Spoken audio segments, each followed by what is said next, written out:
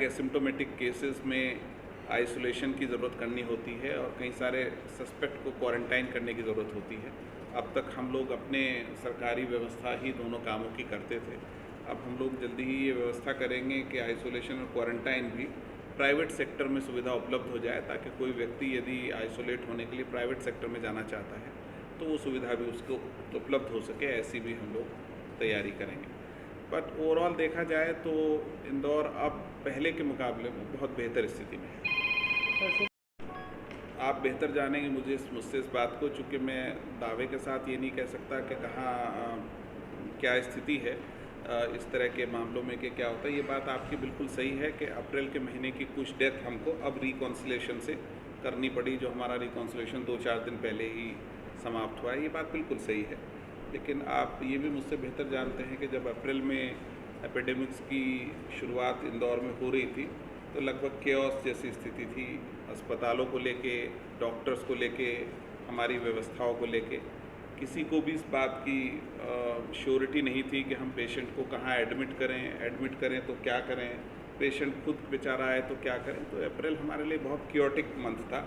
उस समय priority data से ज़्यादा इस बात की थी कि हम कम से कम व्यवस्थाएं तो कर सकें, बिस्तरों की व्यवस्था कर सकें, अस्पतालों में अपनी टेस्टिंग की व्यवस्था कर सकें। हमारी प्रायोरिटी उस समय डेटा के मुकाबले में व्यवस्था पे हमारा ध्यान ज़्यादा था। आज की तारीख में वो हमारे लिए चैलेंज नहीं है। हमारी टेस्टिंग की कैपेसिटी हो या अस्पतालों में बिस्तर की क्षमता हो या हमारा खुद का मैनेजमेंट का सिस्टम हो, वो अपने आप में परफेक्ट है।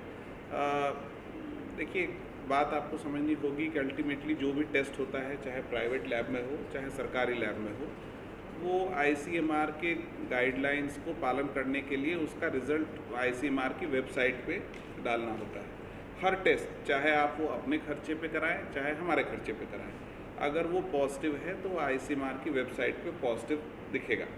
और एक बार जो सिस्टम में पॉजिटिव दिख गया ICMR की वेबसाइट पे, उसको अंत तक पहुंचाना भी हमारी जिम्मेदारी है। या तो वो डिस्चार्ज होगा या ईश्वर ना करे कोई दुर्घटना होगी, लेकिन दोनों में से एक ना एक चीज़ ज़रूर होगी। तो जो डेटा एक बार पॉजिटिव आ गया, अल्टीमेटली हम उसको छिपा नहीं सकते। अल्टीमेटली हमको उसकी आउटकम बतानी ही होगी कि वो अस्पताल में है, डिस्चार्ज हो गया है या कोई दुर्घटना हुई है। तो प्रश्न ये है कि जब सिस्टम बन जाते हैं, डेटा के प्रोटोकॉल ठीक हो जाते हैं, तब कोई चीज़ छिपती नहीं। आप मुझसे किसी भी दिन पूछेंगे तो मैं आपको ऑनलाइन बता सकता हूँ कि आज मेरे इतने पॉजिटिव इंदौर में या इस शहर में हुए हैं। तो वो स्थितियाँ अब नहीं हैं। मुझे पूरा विश्वास है कि अप्रैल में जो दुर्भाग्यजनक स्थिति इंदौर में थी, अप्रैल की शुरुआत में जब हमारे सिस्टम तैयार नहीं थे, शहर के लोगों में भी बड़ी भय का वातावरण था, वो स्थिति अब आगे नहीं होगी, ऐसा मुझे पूरा विश्वास है।